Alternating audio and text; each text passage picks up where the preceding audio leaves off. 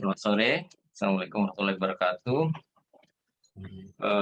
Bapak Ibu ya, terima kasih kedatangannya di workshop kita ini terkait dengan community empowerment ya, pemberdayaan komunitas.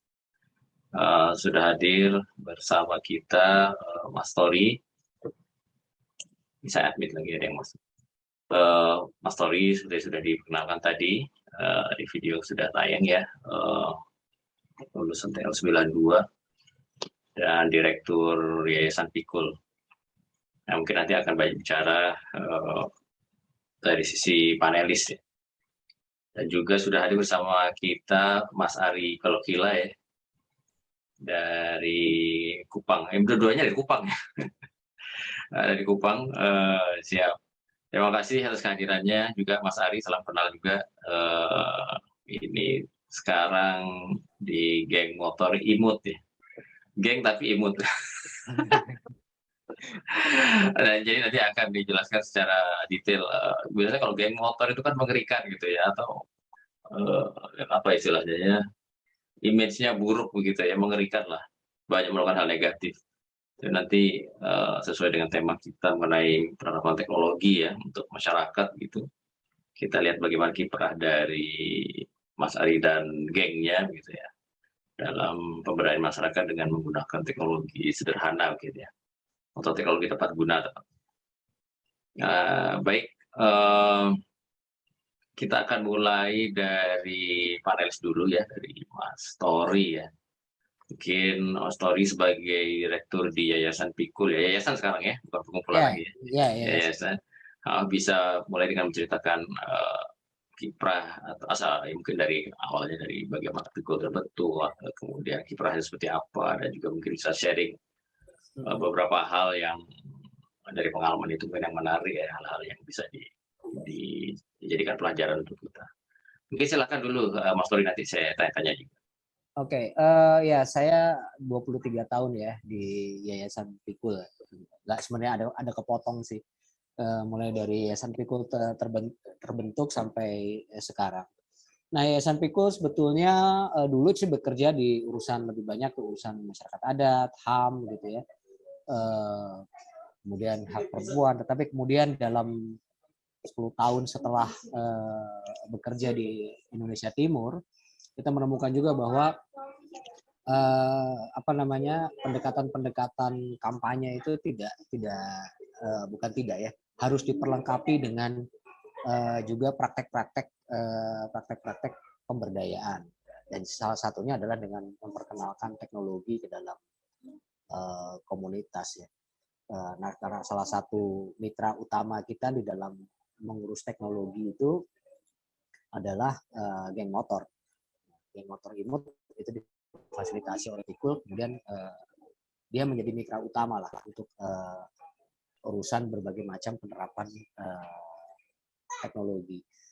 Nah, kira-kira begitu. Nah, Pikul sendiri sebetulnya misinya itu sekarang adalah bagaimana membangun model-model pemenuhan hak dasar yang berangkat dari bawah.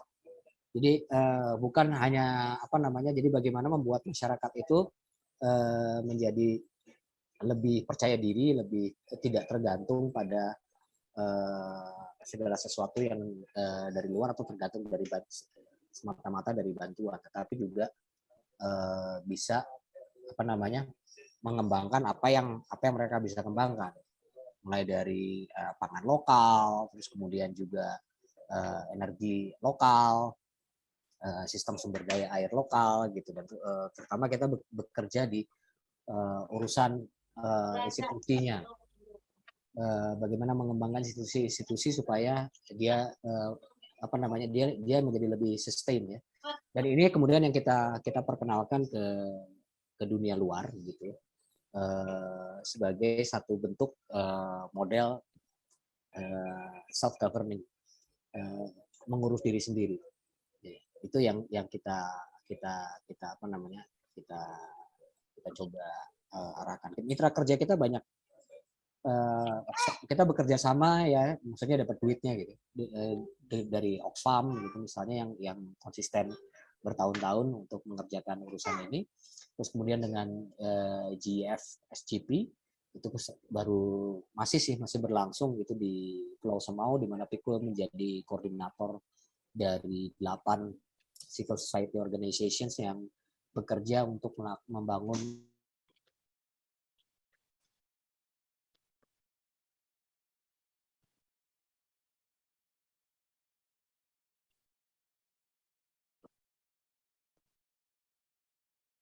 Suaranya hilang.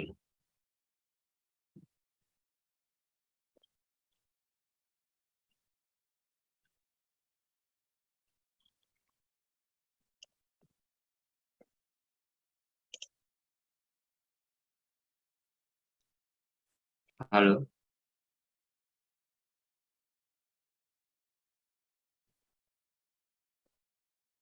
koneksinya Mas Tori kayaknya putus ya, Pak Dita. Iya, sepertinya ya. Oh, iya.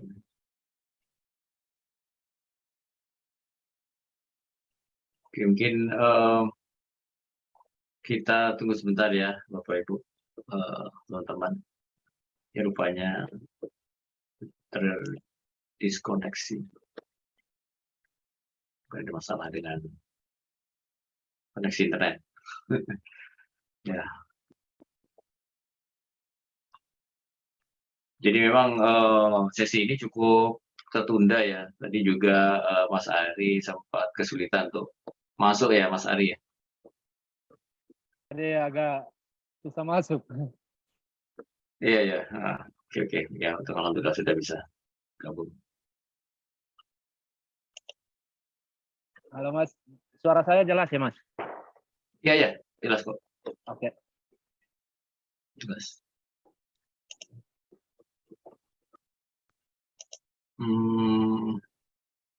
Kita tunggu sebentar lagi ya, 2 menit.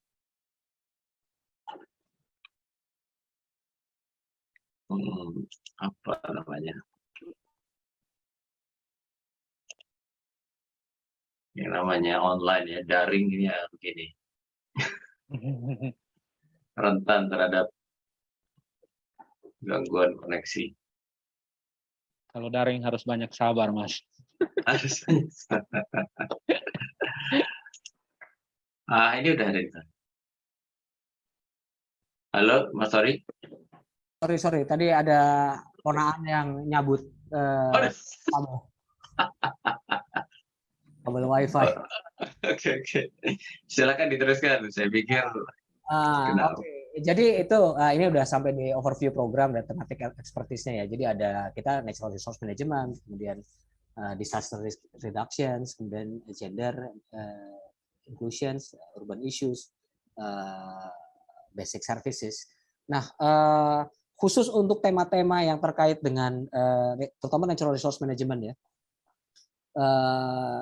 yang ada kaitannya dengan teknologi, Pikul memang tidak menerapkan secara langsung ya, karena kita punya mitra yang jagoan, jagoan yang hobinya memang nakni gitu. Nah itu namanya geng motor imut itu. Nah nanti bagaimana kemudian, nah di dalam kerja geng motor dan Pikul bersama-sama itu memang kemudian kita kolaborasi ya. Artinya Pikul memberikan pandangan-pandangan apa yang kira-kira diperlukan, kayak motor technicalities-nya kayak seperti apa, itu yang kemudian dijadikan ini. Gitu kira-kira Eko. Oke, mungkin sebelum ke Mas Ari ya sedikit tanya juga tentang Yayasan Pikul nih. Setelah 23 tahun berkiprah ya di Pikul ini ya, dia di Kupang ya, di NTT. Kira-kira ada semacam apa ya, milestone atau hal-hal penting atau kesulitan atau challenge ya, tantangan yang kita kan bicara soal pemberdayaan. Pemberdayaan itu ya saya pikir perlu kesabaran, perlu pendekatan yang ya, Tori ini kan orang lapangan, artinya banyak yang kita nggak tahu nih kalau kita nggak di lapangan gitu. Nah, kira-kira mungkin ada insight nggak sih dari 23 tahun di sana? Gitu. Jadi sebetulnya begini ya, kita kalau bicara soal sustainability ya, bicara soal sustainability kita bicara soal orang yang berdaya itu sebetulnya susah-susah gampang ya.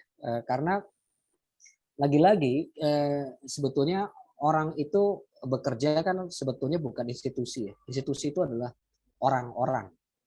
Jadi ini kalau Eko mungkin ngerti itu, Laturian ini. Oke. Nggak ngerti. Jadi network di antara para aktor ini sebetulnya yang membuat satu proses pemberdayaan itu akan langgeng. Oke. Karena dia kemudian dan aktor-aktor yang seperti apa? Satu, orang itu harus punya visi yang cukup kuat bahwa apa yang mau dia capai gitu ya. Terus yang kedua, dia juga adalah aktor-aktor ini juga harus punya skill marketing gagasan. Jadi ngumpulin orang untuk terlibat dalam gagasan. Yang ketiga adalah kemampuan eksekusi. Nah ini tidak di semua tempat itu tersedia. Jadi ada orang yang bisa bermimpi, tapi dia nggak bisa mengeksekusi. Dia nggak bisa menawarkan ke orang. Jadi, ada orang yang mampu mengeksekusi, tapi dia butuh ide dari luar. Butuh ide dari orang lain. Jadi kalau misalnya kita ke bukunya Malcolm Gladwell gitu, The Maven Connector and Marketing marketer itu benar sih. Itulah gitu. Tipping point itu ya kayak gitu ya terjadinya. Dan kita menemukan di beberapa tempat ya seperti itu. Misalnya kayak desa yang kita bekerja bareng-bareng sama geng motor kan di Pulau Semau itu memang ada serombongan warga desa yang relatif muda ya, usianya 30-an gitu. 40-an. Di desa umur 30-an masih muda ya. Oke. Karena gini, karena ini juga nanti kita bisa ngobrol juga ya sedikit tentang anak muda itu apa sih gitu. Jadi mereka 30-an 40-an ya, masih muda itu untuk usia petani saat sekarang. Itu mereka mampu tuh bikin membuat gerakan pertanian organik, mampu mengoperasikan teknologi, mampu menentukan teknologi apa yang mereka butuhkan untuk meningkatkan hasil produksinya. Dan yang ketiga, yang lanjut lagi, mereka mampu melakukan advokasi kebijakan ke tingkat kabupaten dan provinsi. Oke. Nah itu yang disebut sebagai berdaya. Nah itulah pengalaman Pikul ya. Jadi kalau misalnya kita mau apa sih sebetulnya milestones-nya? Milestones-nya adalah aktor, tapi sayangnya aktor ini tidak selalu bisa ditemukan di semua desa, di semua tempat ya. Ada aktor yang cara berpikirnya itu istilahnya peta mentalnya tuh kecil aja, satu RW dia gitu. Ada yang peta mentalnya tuh gede gitu, satu kecamatan gitu, atau satu kabupaten gitu. Itu gede itu. Dia kalau ketemu sama orang yang punya kemampuan eksekusi, kemampuan itu ada satu kabupaten juga, dia akan menjadi sesuatu ya. Nah, tetapi ini beda-beda. Apakah dia harus di nurture? Sebenarnya gabungan sih antara ditemukan dan di nurture. Tapi di nurture itu cukup sulit. Jadi memang yang pertama adalah ya ketemu dulu lah. Jadi kalau kayak kita cari atlet gitu ya kita cari bakat dulu gitu. Tapi bakat kalau nggak diasah kan nggak ada gunanya. Ya. Gitu. Itu dari saya gitu kok. Oke, ya terima kasih nih Mas Nori. Jadi kita akan lanjutkan nanti dengan bincang-bincang ya setelah kita dengar paparan dari Mas Ari nih ya sebagai beneficiary untuk kegiatan community, tidak hanya kegiatan sebenarnya inisiatif lah ya, community empowerment di Kupang ini. Tadi sebenarnya di awal sudah ditampilkan ya profil Mas Ari secara singkat, tapi mungkin saya kenalkan sedikit lagi karena banyak yang baru datang juga. Jadi Mas Ari ini tamatan dari Universitas Nusa Cendana ya, Kupang dari Fakultas Peternakan. Ya, dan sangat aktif dalam kegiatan sosial baik di kampus maupun luar kampus ya. Dan mulai 2005 membentuk satu kelompok ya atau komunitas yang kemudian disebut geng motor IMUT. IMUT sendiri singkatan sebenarnya. Tapi mungkin nanti biar Mas Ari yang menjelaskan gitu. Nah, jadi komunitas ini melakukan berbagai kegiatan yang bersifat edukasi kepada masyarakat tentang teknologi terapan, baik di bidang peternakan dan pertanian. Ya mungkin, dan saya rasa juga lebih dari itu ya, Mas Ari nanti bisa ceritakan secara detail. Oke, tanpa berpanjang lebar, saya persilahkan Mas Ari ya untuk memulai paparannya.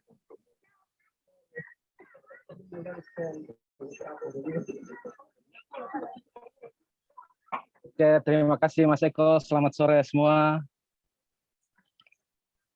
Selamat sore, Mas. Oke, cek suara mungkin jelas kok.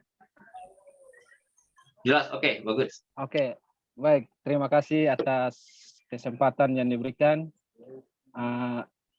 Terima kasih juga Kak Turi yang tadi sudah sedikit menjelaskan tentang geng motor IMUT dan apa yang sudah geng motor IMUT lakukan. Pada dasarnya geng motor IMUT sendiri itu dia komunitas, kumpulan awalnya itu kumpulan orang-orang stres gitu Pak. Stres dengan keadaan terutama di Kota Kupang dan NTT dan khususnya di Kota Kupang dan dengan dirinya sendiri gitu. Karena tadi di profil tadi kami itu dari satu alumni Fakultas Peternakan, tapi setelah tamat bekerja bukan di bidang peternakan maupun pertanian, tapi bekerja di luar dari disiplin ilmu yang itu. Jadi itu yang membuat kami stres, sehingga dibentuklah komunitas ini. Sehingga apa yang kami belajar itu bisa bermanfaat lah, baik untuk diri sendiri maupun untuk masyarakat umum. Jadi sejak 2005 itu kami bentuk komunitas ini sebagai kelompok-kelompok diskusi belum nama geng motor, dan kami selalu disupport oleh Pikul. Dan 2010 itu kami menemukan model cara pandang baru, di mana kami selalu melihat potensi, bukan melihat pada masalah. Nah, disitulah baru geng motor IMUT terbentuk. Nama resminya geng motor IMUT itu 2010. Di samping karena kami menggunakan geng motor IMUT, karena memang pada saat itu geng motor lagi booming-boomingnya negatif gitu. Di mana-mana kami lihat di TV, di segala media, itu berita tentang geng motor selalu hal-hal yang negatif saja. Jadi kami sengaja pakai nama geng motor supaya ada geng motor yang positif. Jadi awalnya IMUT itu sendiri karena kami berasal dari satu rumah yang sama, jadi dia aliansi masyarakat peduli ternak. Tetapi dengan berjalannya waktu, karena banyak teman-teman di luar dari peternakan juga bergabung dengan berbagai ide, dan ini dia bermetamorfosis menjadi inovasi mobilisasi untuk transformasi. Nah, wah itu keren juga itu ini kepanjangannya. Tapi itu namanya IMUT, tapi itu orang-orangnya semuanya amit-amit karena jadi itu yang sudah kami lakukan. Beberapa hal yang tadi Katuri sempat singgung soal kerja-kerja, kami lebih banyak ke teknologi terapan, di mana kami melihat bahwa masyarakat itu selalu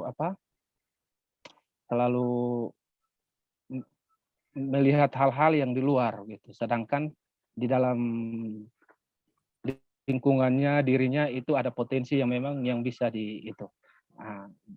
Jadi karena kami sudah diperkenalkan dengan cara pandang baru dan kami aminkan itu sebagai agama kami, sehingga kami coba tidak pusing lagi dengan persoalan-persoalan. Karena persoalan itu selalu ada saja, tapi bagaimana kami memanfaatkan potensi yang ada di sekitar kita. Beberapa hal yang sudah kami lakukan, yaitu yang geng motor imut lakukan, yang terkait dengan teknologi, yaitu ada biogas, ada tungku biomasa, dan ada desalinasi. Itu biogas ini memang ini secara teori memang ini sudah lama dan tua gitu ilmunya.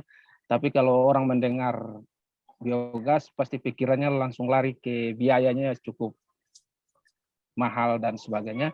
Sehingga geng motor imut coba mengembangkan biogas portable dengan memanfaatkan beberapa barang-barang bekas, karena kami melihat bahwa di Kota Kupang sini itu ada banyak drum-drum bekas yang masyarakat itu hanya gunakan sebagai tempat penampungan air, tapi bisa ada manfaat lain dari drum, yaitu bisa dibuat sebagai digester. Nah, itu yang kami buat, dan ini skalanya skala rumah tangga.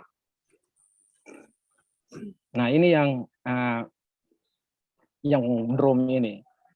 Tapi datang ke sekarang itu kami coba, karena dengan menggunakan drum kapasitas tampungnya itu sangat kecil, sehingga gasnya yang dihasilkan tidak mencukupi kebutuhan di rumah. Dia waktu paling lama itu 1 hari hanya 3 jam gasnya bisa dipakai, sehingga kami coba menggunakan dengan model yang terbaru, yaitu dengan berbahan fiber. Itu kapasitasnya 2000 liter. Nah, ini diharapkan dapat mencukupi kebutuhan masyarakat soal energi. Tapi hal yang menarik di Kupang, di masyarakat itu dia bukan persoalan energinya yang dalam penggunaan biogasnya ini, tapi seluruhnya. Jadi itu yang lebih diutamakan. Jadi gasnya dia buang, kalau yang dia tidak mau pakai gas, gasnya dibuang aja gitu. Tapi yang sisa dari produksi, seluruhnya itu yang digunakan sebagai pupuk. Nah, dari ini memang selama kami ini pengembangan ini juga itu bukan hanya dari kami yang sendiri melihat, tapi masyarakat sendiri yang yang sudah menggunakan itu, dia memberikan masukan kepada kami, ini harus tambah ini. Jadi pengembangannya ini berdasarkan masukan-masukan dari masyarakat. Nah, yang terkait dengan tungku biomasa, ini tungku biomasa ini memang ini paling banyak seri. Sampai dengan sekarang itu sampai seri ke-11. Ini memang di foto ini memang tidak semuanya yang saya tampilkan, hanya seri 1 dan paling pertama itu, yang pertama itu dari beton, dan yang terakhir di gambar yang paling terakhir sebelah kanan yang terakhir itu dia juga nanti terbuat dari beton. Dan semua seri-seri ini juga itu perubahannya berdasarkan masukan dari masyarakat. Semuanya punya kelebihan dan kekurangan. Ada masyarakat yang bilang, Pak, terlalu panas. Kalau sudah dibakar terlalu panas, kami tidak bisa menyentuh ini. Nah, seri 1 dan seri terakhir itu memang sangat, nah, seri ke-2 sampai ke-10 itu memang gampang, ringan, mau bawa kemana-mana gampang.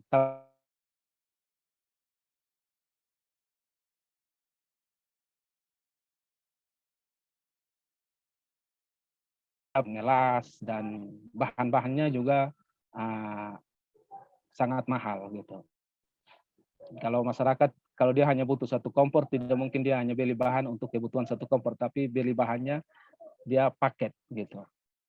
Nah, seri 1 dan seri ke-11 itu itu memang dari segi proses pembuatannya itu sangat mudah, tapi kekurangannya adalah dia berat gitu, karena terbuat dari beton.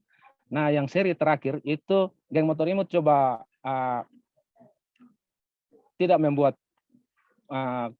barangnya jadi, tapi geng motor hanya membuat malnya dari fiber. Nah, mal ini yang diberikan kepada masyarakat, sehingga itu yang jadi masyarakat yang membuat sendiri. Jadi nanti di masyarakat ada kelompok-kelompok masyarakat,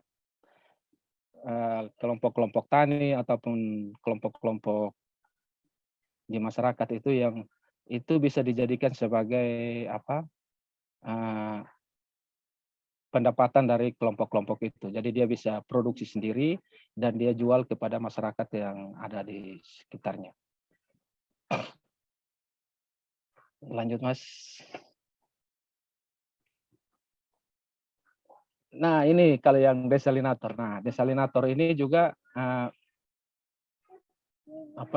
ini yang coba geng motor imut buat. Ini ukurannya 120 kali 1 meter lebar, tampungan tingginya 20 cm, tampungan baknya. Nah, ini kami coba sehari itu dia bisa menghasilkan 12 liter. Dalam panas Kupang yang normal, jam 9 sampai jam 3.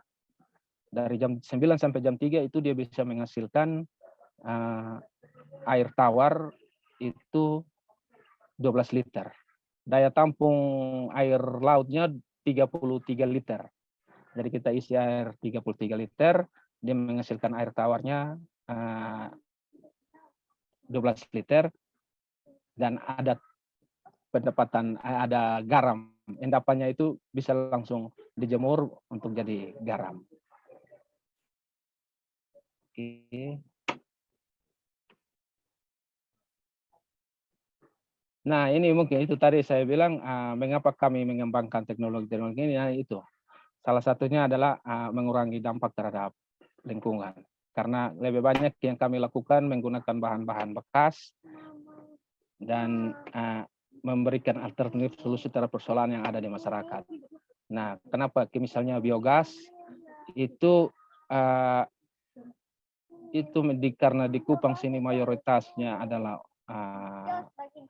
orang yang memelihara di kota, itu adalah orang yang juga memelihara ternak, dan ini yang menjadi sumber konflik karena penanganan limbahnya yang tidak baik sehingga menyebabkan polusi dan bisa terjadi konflik, dan itu memang sudah terjadi gitu. Kami punya teman, dia seorang lurah, dia pernah datang curhatlah kepada kami bahwa dia hampir 2 tahun dia tidak bisa melakukan program pemerintah di kelurahannya karena waktunya habis hanya urus masalah. Tiap hari ada orang datang melapor persoalan bau ini, bau itu. Jadi dia tiap hari hanya ngurus persoalan itu. Hari ini urus selesai, besok persoalan yang sama lagi. Jadi dia hampir 2 tahun tidak bisa menjalankan program. Nah, selain itu, tungku biomasa juga ini juga dia memberikan alternatif. Beberapa tahun terakhir di Kota Kupang itu masyarakat di Kota Kupang itu kesulitan untuk memperoleh minyak tanah. Untuk kalau masyarakat di sini kita mau beli emas ke toko pasti ada, gitu, dapat emas. Tapi kalau mau dapat minyak tanah kita harus tahu jadwalnya. Kalau terlambat tidak dapat.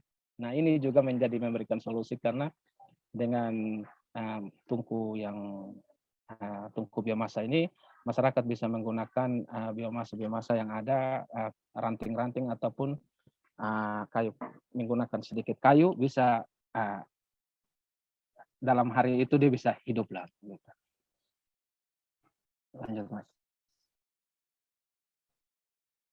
Nah, ini tantangan gitu. Itu beberapa tantangan secara teknis tadi mungkin sudah saya singgung tadi soal tidak semua teknologi yang kami itu bisa dikerjakan sendiri oleh masyarakat. Kami geng motor imut terbuka.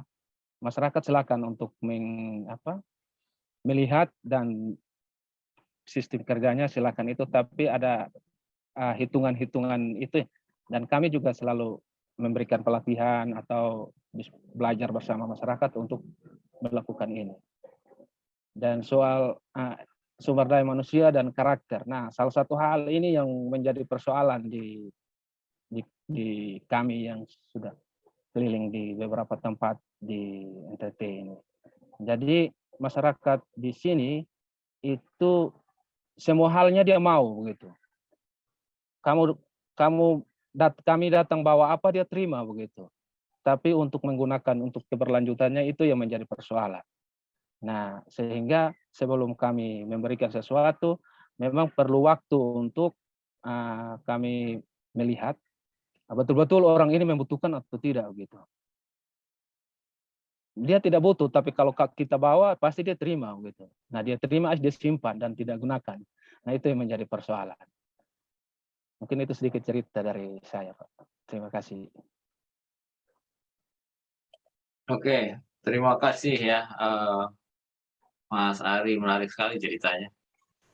Mungkin kita ngobrol dulu ya sebelum saya beri kesempatan kepada teman-teman ya yang hadir di ruang ini ya, di Zoom kita ini untuk bertanya gitu ya. Saya penasaran nih dengan geng imut ini ya. Jadi geng motor imut ya. Jadi buat yang baru datang belum tahu, Pak Mas Ari ini punya geng motor tapi imut. Tapi imut yang singkatnya tadi inovasi, mobilisasi untuk transformasi yang kerjanya adalah membantu masyarakat justru ya, dan sengaja pakai nama geng motor ya untuk katakanlah melawan persepsi masyarakat bahwa geng motor itu biasanya negatif ya, mau ini melakukan hal yang sebaliknya gitu ya.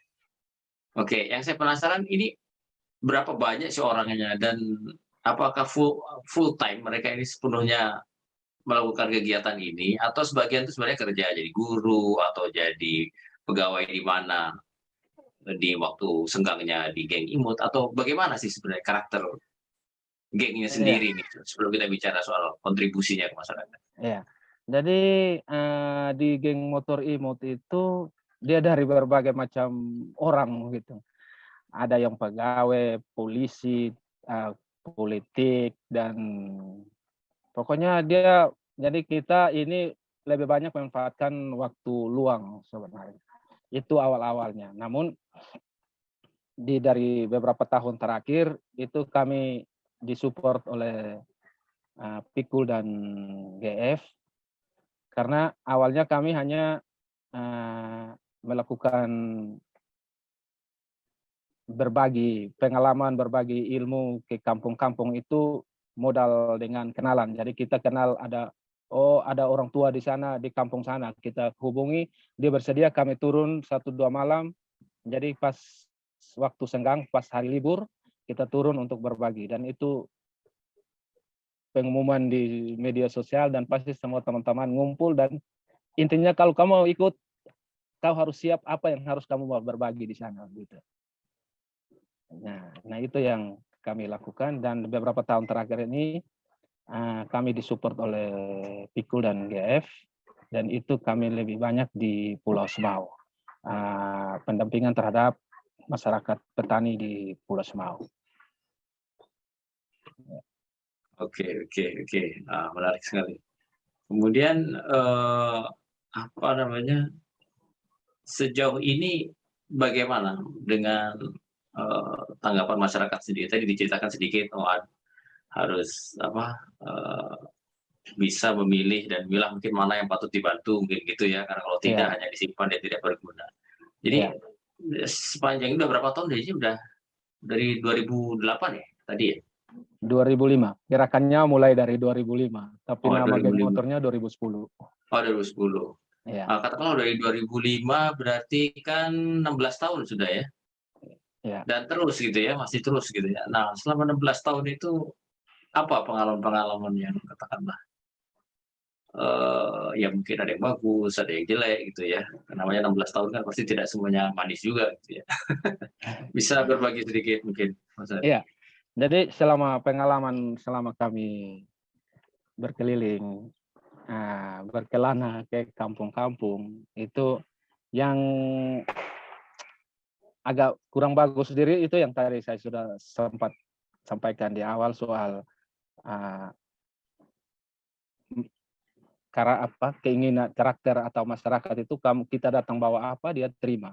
Tapi sebenarnya masyarakat itu pengalamannya masyarakat itu dia ada punya sesuatu yang kita juga bisa belajar dari mereka, dan ada banyak hal yang kita bisa belajar, dan apa yang kita belajar dari mereka itu kami bawa ke tempat lain, karena kami melihat banyak kegiatan, banyak program dari berbagai macam lembaga itu melihat masyarakat itu hanya sebagai objek gitu ya.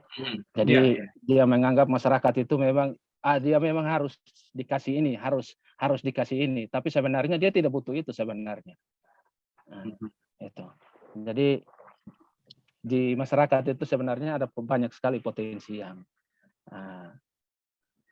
yang bisa kita lihat, dan potensi itu bisa kita bagi ke tempat-tempat yang lain. Sama seperti yang Taturi sampaikan tadi, bahwa ada aktor-aktor yang memang di masyarakat itu yang menjadi penting sebenarnya ya dalam kita melakukan sesuatu. Jadi bukan dia kepala desa, bukan dia camat, atau bukan dia orang pemerintahan, tapi dia petani biasa pun dia punya pengaruh terhadap perubahan, untuk melakukan perubahan di lingkungannya itu juga ada, dan itu memang membutuhkan waktu, membutuhkan kita bersabar untuk bisa melihat potensi itu sebenarnya. Oke. Ya. Ini menarik sekali nih. Apa kita sebutnya ya? Informal leader, bukan leader juga sebenarnya nih. Atau apa orang-orang ini? Champion-champion yang tadi Mas Ari. Ya, makanya tadi saya bilang kalau Laturian itu disebutnya aktor.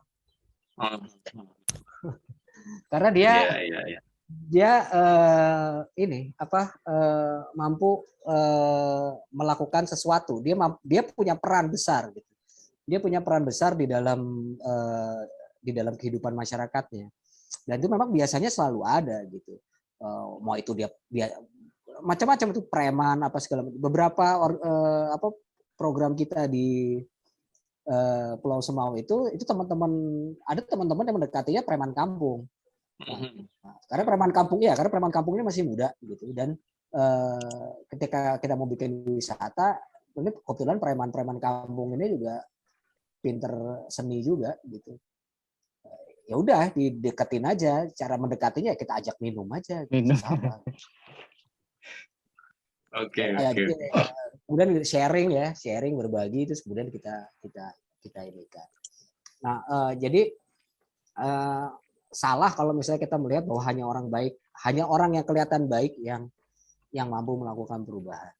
Karena siapapun sebenarnya bisa melakukan perubahan. Ya, tergantung cara kita ngobrolnya. Cara kita ngobrolnya seperti apa. Karena pemberdayaan itu kan dimulai dari bagaimana kita bertanya. Kalau kita pertanyaannya itu tepat, gitu, maka pertanyaan itu saja sudah bisa membuat orang itu berubah. Iya.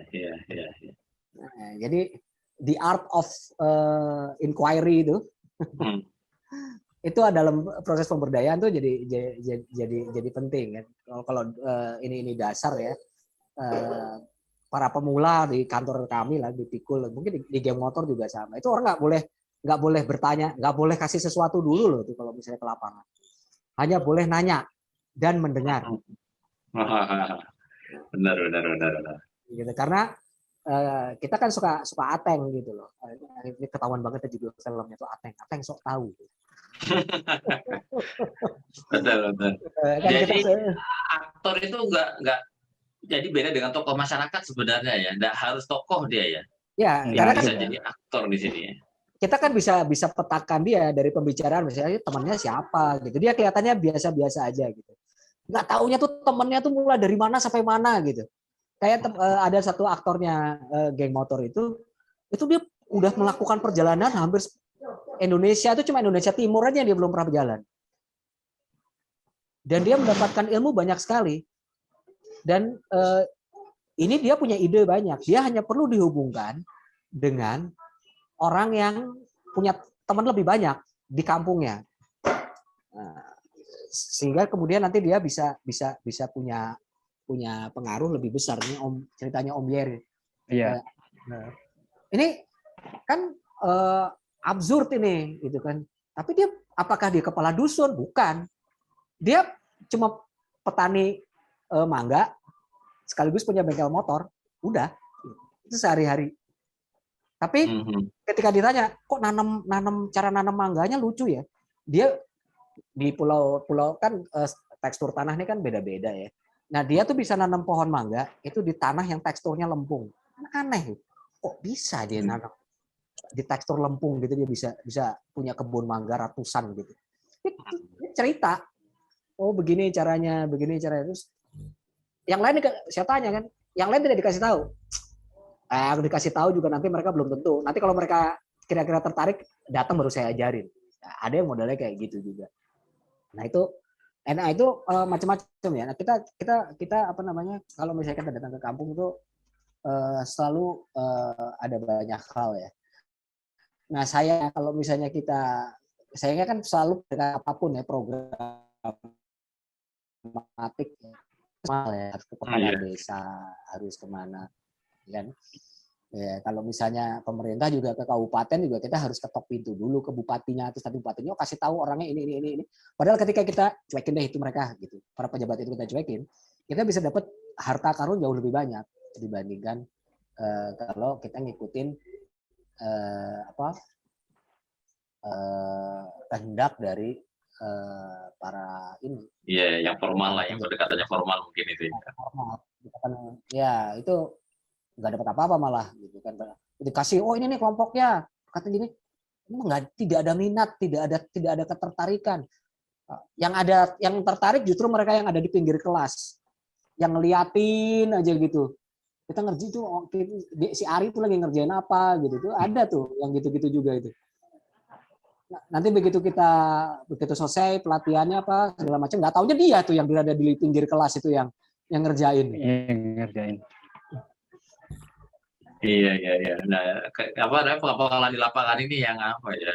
Insight seperti ini yang sangat menarik ya dan berharga sebenarnya ya. Iya. Jadi itu yang seperti yang tadi Katori bilang. Jadi dia kapal desa pun belum tentu dia bisa ini. Jadi orang-orang yang kita anggap itu yang kita saling menghubungkan. Jadi kita ketemu orang ini, nanti ada orang yang kepingin mau belajar tapi dia susah cari orang datang ke Kupang atau cari orang untuk dia belajar. Ada orang yang memang suku kita kasih berkenal, dan mereka ini nanti itu mereka merombak, membuka pemahaman ini yang apa yang mereka lakukan itu pada saat-saat rapat pertemuan formal di desa gitu. Jadi perubahannya itu memang bukan dari kepala desanya atau kepala dusunnya, tapi memang yang orang-orang di bawah yang dia sudah lakukan. Nanti baru dia pas pertemuan baru disampaikan, saya lakukan ini. Jadi kalau bisa programnya harus mendukung begini. Nah itu yang kami lakukan di sini. Jadi kalau kapal desanya kami lihat orangnya hanya formal-formal saja, ya cukup kami datang lapor, Pak, kami ada berkegiatan di sini. Terus selanjutnya mungkin mau kegiatan baru kami undang untuk datang buka kegiatan, silakan. Tapi orang-orang ini kami sudah lebih banyak bercerita dengan mereka. Iya. Menarik sekali. Oke, kayaknya ini nggak adil kalau teman-teman di sini ya, Bapak Ibu di sini, kakak-kakak, adik-adik gitu ya, nggak hanya mendengar saja gitu. Jadi saya kasih kesempatan nanya-nanya deh. Ini mumpung ada para pelaku di lapangan ini ya, bukan teori, bukan katanya gitu ya. Ada Mas Tori, ada Mas Ari. Silakan, mungkin teman-teman di sini, kalau ada yang mau didiskusikan, ditanyakan.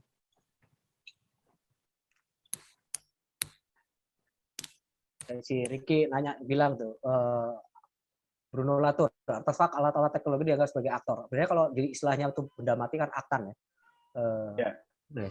Nah ini mau nerangin dikit tentang aktor network teorinya Bruno Latour. Jadi ketika kita bicara yang disebut aktor, artefak atau benda atau alat itu di dalam teorinya Latour itu disebut jika dia mempengaruhi jejaring gitu. Jadi misalnya kalau tadi bicaranya Mas Ari tadi desalinasi, ketika itunya ada desalinasinya itu alatnya itu bisa mengubah jejaring masyarakat katakanlah menjadi lebih makmur, itu disebut aktor. Tapi ketika itu dicabut gitu ya, dihilangkan, tapi masyarakatnya nggak berubah sama sekali, ya itu bukan aktor. Nah itu juga dalam satu pendekatan kita bicara dalam salah satu pendekatan antropologi sosiologis, salah satu Bruno Latour ini salah satu yang dipakai sebagai pendekatannya gitu kan. Itu menjadi penting gitu kan. Ketika kita teknologi misalnya Tori pernah cerita tentang teknologi desalinasi dari Belanda. Itu di Kupang tidak akan menjadi aktor karena ongkos untuk membikinnya, ongkos untuk merawatnya itu jauh lebih besar dibanding benefitnya gitu kan. Nah, itu yang menjadi persoalan gitu ya. Kadang-kadang ketika kita bicara teknologi, yang penting itu belum tentu gitu ya. Belum tentu teknologi itu bisa membawa kemajuan. Tergantung kita harus memahami konteks lokalnya itu sendiri. Tadi dia bilang ketika kita mendekati dari sisi sosialnya bahwa siapa sih yang perlu didekati, belum tentu kepala desa gitu kan. Nah, ini yang memahami masyarakat atau kondisi lokal gitu ya, dari sosial, politik, ekonomi, geografi, lingkungan, itu penting dalam kita melakukan satu pendekatan teknologis agar nggak salah gitu ya, agar teknologinya bisa dimanfaatkan, bahwa ntar teknologinya itu berkembang menjadi lebih canggih dan menjadi lebih baik, itu selain hal gitu ya. Itu tetap perlu, penting gitu ya. Kita kan nggak bisa ngarepin bahwa desalinasi dengan hanya kayu aja gitu ya, dengan kayu dan plastik. Kita tetap berharap bahwa itu tetap bisa lebih berkembang lagi gitu. Artinya ketika itu berkembang, masyarakat di sana sudah menjadi lebih maju gitu ya. Termasuk dalam memaintain peralatan itu sendiri. Nah, ini yang seringkali dilupakan gitu kan. Teknologi masuk tapi tidak diajarkan bagaimana memaintainnya. Ditinggalin aja kan, tahu-tahu. Contohnya kan kayak di kampus kita ITB itu kan ada alat buat minum air itu kan, ternyata noselnya dari Jerman, harganya mahal banget, akhirnya ditinggalkan gitu. Iya. Jadi ya terima kasih ya Ricky. Jadi apa namanya, memang unik ya, bahwa kita mendekati masyarakat dengan mindset yang benar pun itu perlu gitu ya. Tadi Tori banyak cerita soal apa namanya, datang tuh nggak usah sok tahu lah gitu ya, lebih baik kita belajar bagaimana bertanya dan mendengar gitu ya. Terus tadi ada poin dari Mas Ari bilang kadang kita yang belajar dari mereka gitu, yang bisa dibagikan ke tempat lain gitu. Itu hal yang luar biasa. Jadi tidak memperlakukan masyarakat sebagai objek gitu kan, yang perlu dibantu dan seterusnya. Itu saya rasa mindset ya, itu kan karena kan kita memang berpikir bahwa mereka sebenarnya berdaya, mereka sebenarnya bisa memberikan banyak masukan. Ya, seperti contoh ya tadi petani itu ya, mangga gitu ya, sebenarnya punya banyak ilmu juga ya, siap untuk dibagikan. Nah, sayangnya itu tidak diajarkan di perguruan tinggi teknik. Iya. Wisdom dan insight seperti itu ya. Jadi yang diajarkan adalah bagaimana membuat alat gitu kan. Ya. Itu perlu ditulis. Tapi kalau di SBM itu ada yang pelajari antropologi seperti itu gitu ya. Ada yang bisa nulis. Mungkin nanti suatu saat saya undanglah di SBM satu ini gitu ya. Supaya mungkin siapa tahu ada bisa kolaborasi untuk melakukan riset atau segala macam. Karena ini menarik ini. Temuan dari lapangannya, finding, kalau riset bilangnya itu finding, temuan-temuan. Sambil nunggu mungkin ya, kita ngobrol lagi aja.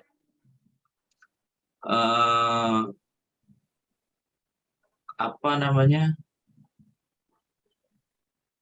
sejauh mana saya ingin tahu ini. Tadi kan ada 3 contoh ya, Mas Ari ya. Ada apa tadi, biogas, ada kompor biomasa ya, Ya. dan Desalinasi. desalinasi. Ya, desalinasi. Eh, mereka sejauh mana efektivitasnya? Apa mereka benar-benar pakai itu, gitu ya? Atau mereka kemudian punya inisiatif untuk memperbaiki kalau dirasa kurang gitu ya? Atau seperti tadi, Ricky sempat bilang bahwa kadang malah ditinggalkan karena mungkin dirasa kurang bermanfaat atau terlalu mahal atau bagaimana. Selama ini, ya mungkin ada contoh lain juga yang tidak hanya tadi dipresentasikan ya. Boleh. Ya, kalau biogas misalnya yang kita sudah pernah pasang itu memang sampai sekarang mereka tetap gunakan. Kalau pakai drum itu kalau dia digunakan terus, itu drumnya tidak pernah karat gitu, tidak akan bocor. Yang penting dia gunakan terus. Nah, itu yang tadi saya bilang. Karena dia pakai drum, produksi gasnya juga sedikit, sehingga dia lebih banyak gunakan hanya untuk mendapatkan seluruhnya. Jadi pupuknya. Oke, jadi Untuk seperti kita. membuat pupuk malahan ya? Iya, tapi gasnya juga ada, tapi lebih banyak yang digunakan itu adalah untuk produksi pupuknya. Gitu. Oke, karena petani Nah, mereka ya? iya, para petani. Nah, kalau untuk kompor biomasa, itu memang kenapa kami kasih yang terbaru itu malnya saja kepada mereka untuk mereka ini, karena dia terjadi pembakaran terus menerus, itu ya dia paling lama 1 tahun pasti rusak dapurnya yang rusak. Nah, untuk membuatnya itu kan masyarakat juga dia bilang daripada dia harus beli satu, dia hanya butuh sedikit tapi dia harus beli platnya utuh. Nah, itu lebih baik dia kasih tinggal gitu. Sehingga kami melihat ini ada banyak yang mau gunakan, tapi karena bahannya besi dan terbakar terus akan rusak, sehingga kami kasih yang dari beton ataupun tanah liat. Jadi kalau rusak dia buat sendiri di sana, tinggal ambil malnya dia buat sendiri di sana. Iya. Ya, seperti Iya, itu, iya. Mas. Jadi itu yang pengalaman yang kami ingat. Terus mungkin saya tambah sedikit soal yang Mas Riki bilang soal itu alat jadi aktor. Nah, itu juga menjadi pengalaman kami di sini yang tadi saya sempat singgung bahwa ada satu Pak Lurah yang dia 2 tahun tidak buat sesuatu karena memang di kelurahan itu ada 48 pabrik tahu gitu.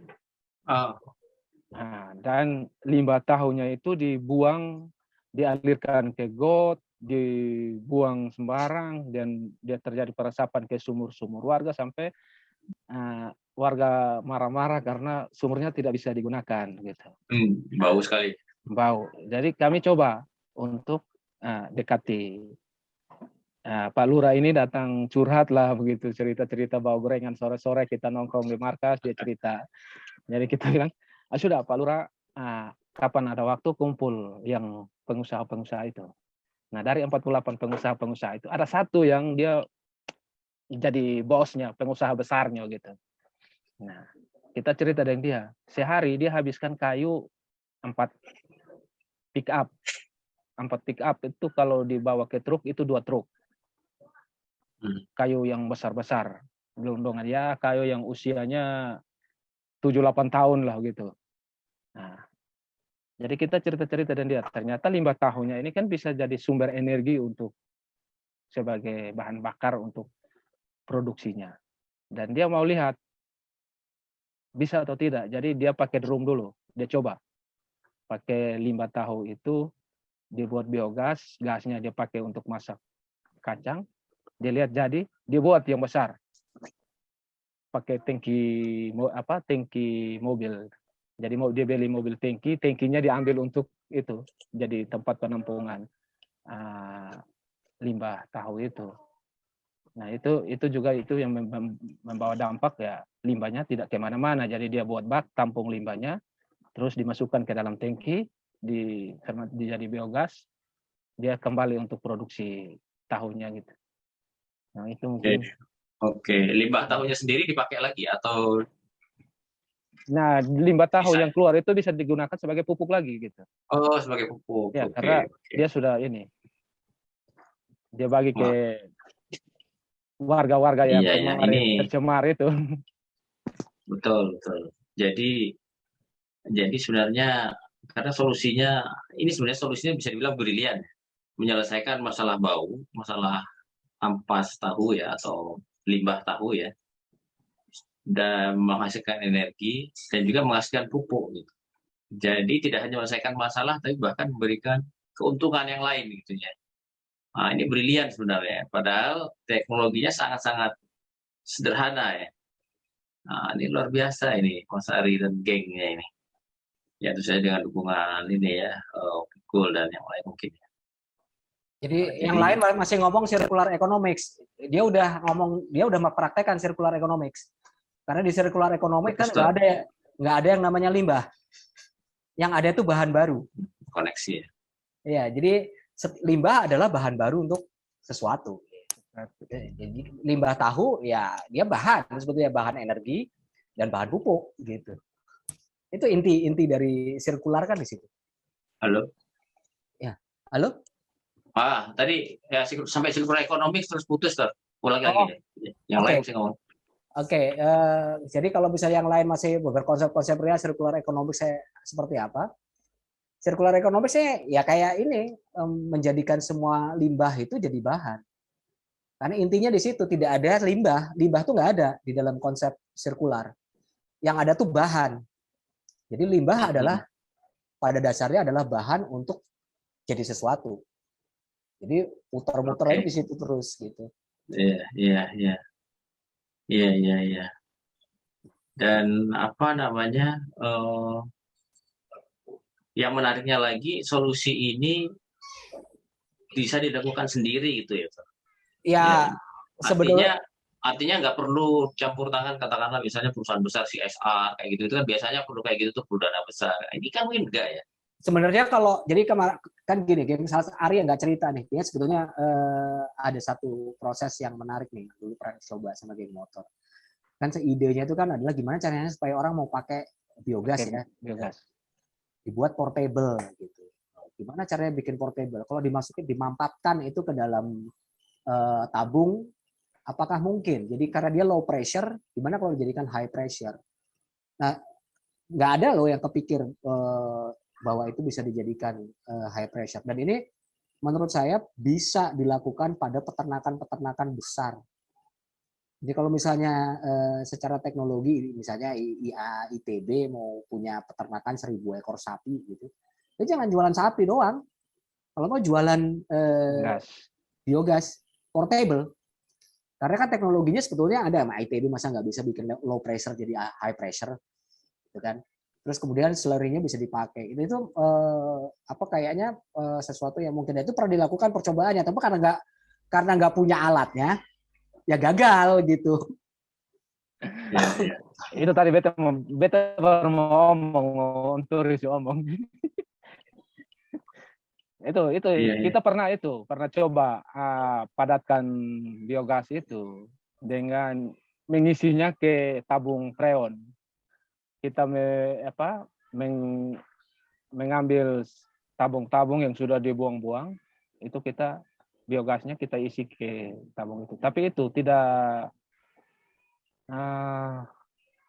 banyak. Memang mungkin masih membutuhkan proses. Nah itu yang kami belum bisa sampai di situ. Dan di sini mungkin ini ada orang-orang hebat-hebat dari ITB dan mungkin bisa berbagi. Ya, sangat bisa.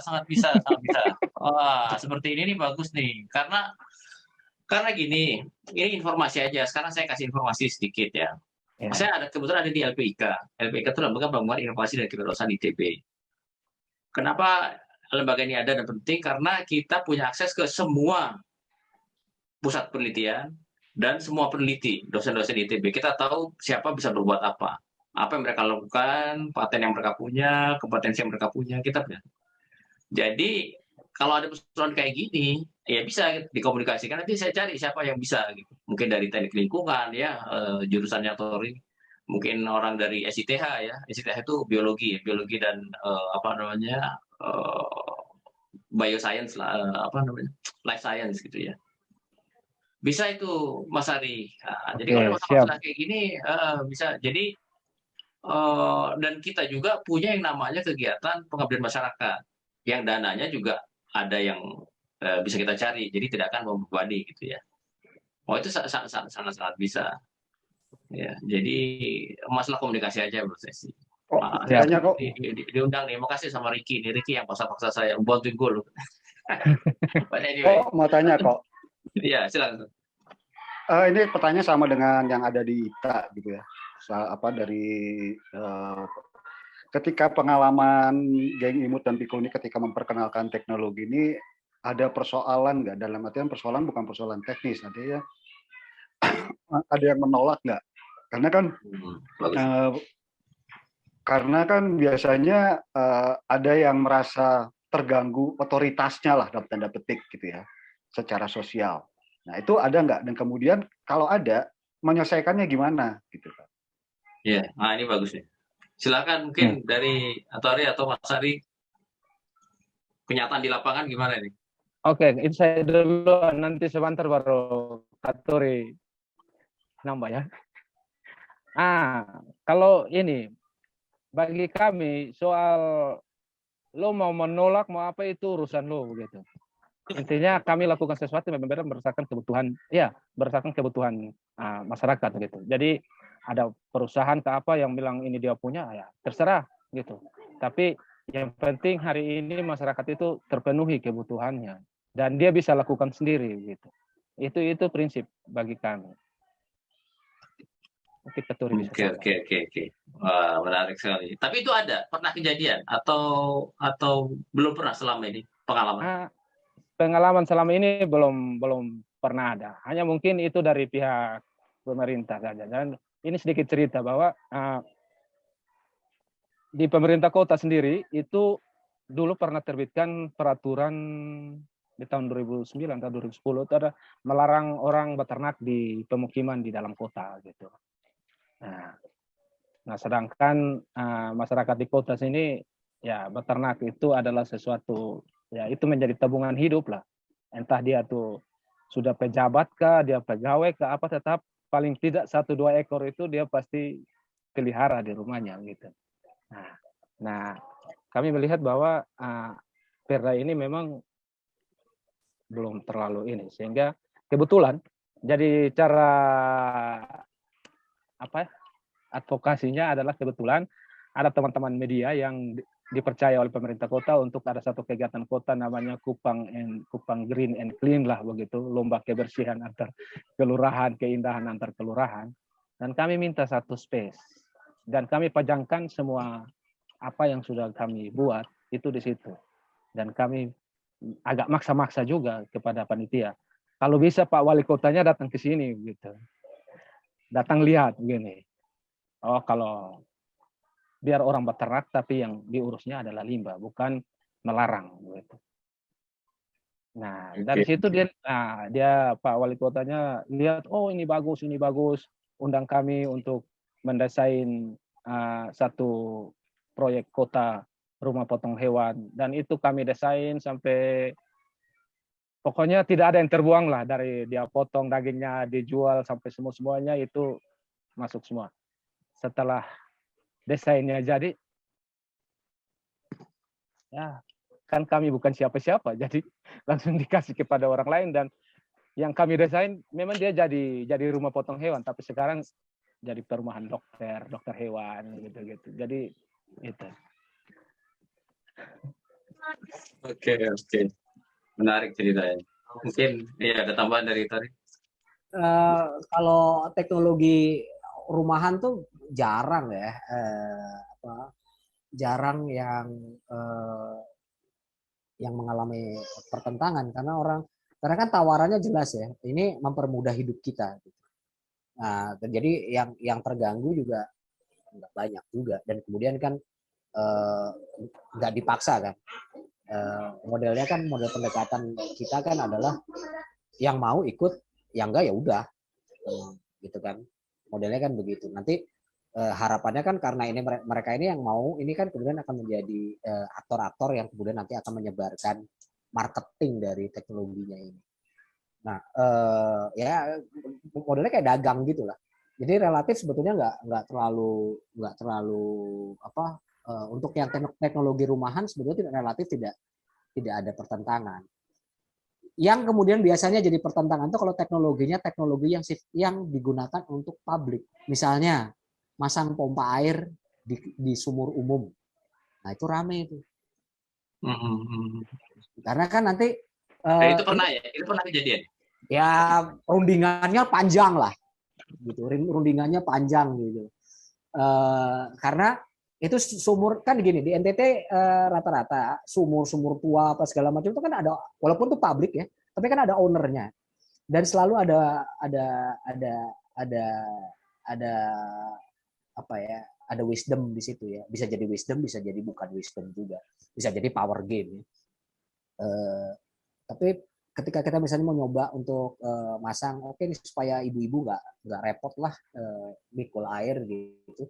Oh itu ribut karena ini tuan airnya begini, begitu, jadi harus dilakukan sesuatu yang panjang supaya kemudian air ini bisa tertransmisi ke wilayah yang lebih rendah, yang lebih dekat pemukiman, dan kemudian orang siapapun kemudian bisa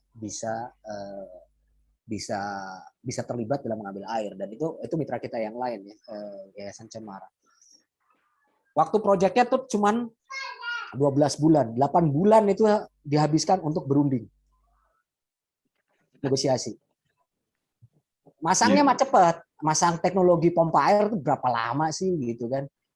Mah cepat itu mah, tapi negosiasinya yang ini. Dan kalau untuk publik ya, teknologi atau apapun yang sifatnya publik, kalau pikul memang lama juga nggak apa-apa, sampai proyek habis kita masih negosiasi nggak apa-apa.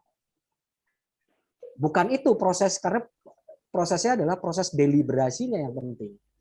Proses bahwa ini adalah common goods atau public goods yang harus dikelola bersama.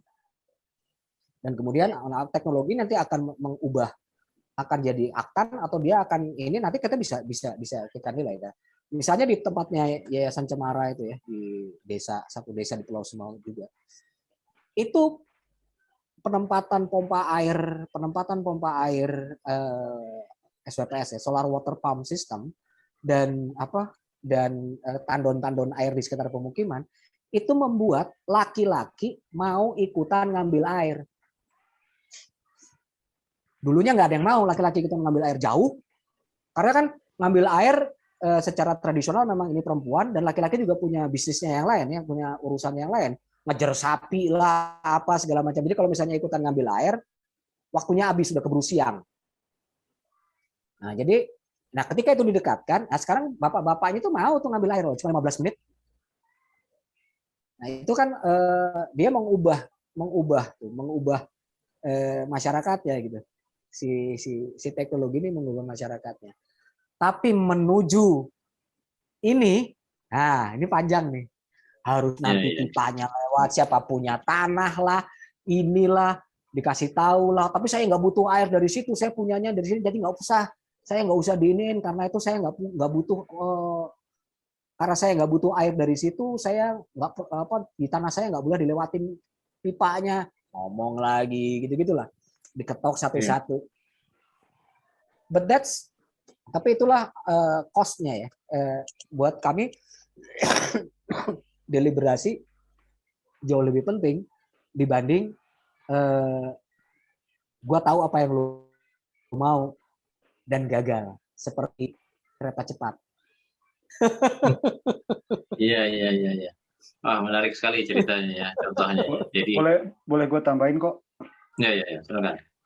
Jadi ketika kita ingin mengenalkan sesuatu, apalah teknologi, baik itu rumah, terutama tadi yang publik, buat suatu organisasi itu penting juga untuk punya namanya strategi komunikasi. Bagaimana itu mengkomunikasikan ke berbagai aktor. Dan kita harus tahu tuh peta-peta aktornya. Jadi emang nggak bisa ujuk-ujuk masuk gitu kan. Masuk gitu kan. Apalagi itu tadi kalau Publico. Jadi salah satu yang bisa membuat itu menjadi bisa dilaksanakan ya tanpa kita melihat jangka waktu mungkin karena ada negosiasi yang lama adalah bagaimana kita membuat desain strategi komunikasinya itu juga. Karena kan untuk setiap aktor strategi komunikasinya bisa berbeda gitu kan. Kita bisa ngomong sumur ke pemerintah dan ke masyarakat itu kata-katanya berbeda gitu, tapi kita tetap ngomong sumur. Ya, ini sangat-sangat menarik ya, apa yang ada di lapangan ya, berkaitan dengan masyarakat.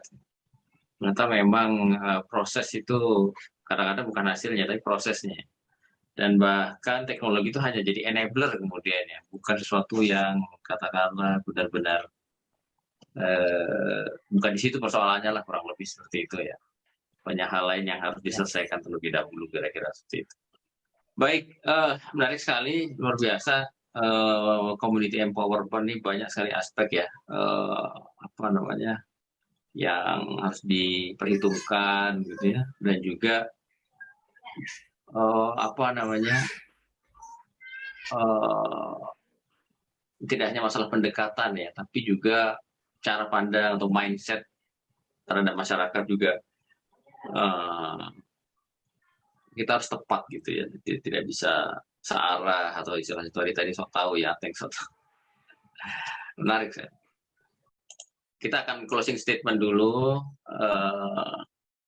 Tentu saja terima kasih ya yang sebesar-besarnya kepada narasumber kita pada sore hari ini ya, pada Mas Tori Kuswardono dan Mas Ari ya, Ari Pelokila ya, yang sudah berkenan untuk sharing mengenai penerapan teknologi untuk pemberdayaan masyarakat atau komunitas ya. Makasih juga buat Ricky ya dari panitia, Mbak Lita ya juga sebagai LO, saya sudah mempersiapkan dengan sangat baik. Juga teman-teman di sini ya yang sudah hadir di acara ini, mudah-mudahan bisa memberikan apa namanya insight atau informasi atau pengetahuan baru ya. Saya sendiri juga banyak pengetahuan baru terus terangannya. Sangat menarik sekali ternyata. Ya, di lapangan tuh banyak hal yang tidak terduga. Oke, terima kasih ya semuanya. Demikian saya tutup. Selamat sore, salam sehat selalu, jaga kesehatan, stay safe ya. Mudah-mudahan tidak ada gelombang-gelombang berikutnya COVID ya. Jadi kita semua bisa beraktivitas, tetap jaga prokes ya, protokol kesehatan manapun kita bepergian ya. Oke, selamat beraktivitas. Dengan saya tutup. Sekali lagi terima kasih Mas Tori dan Mas Ari, juga panitia, juga teman-teman semua yang sudah hadir. Selamat sore, assalamualaikum warahmatullahi wabarakatuh.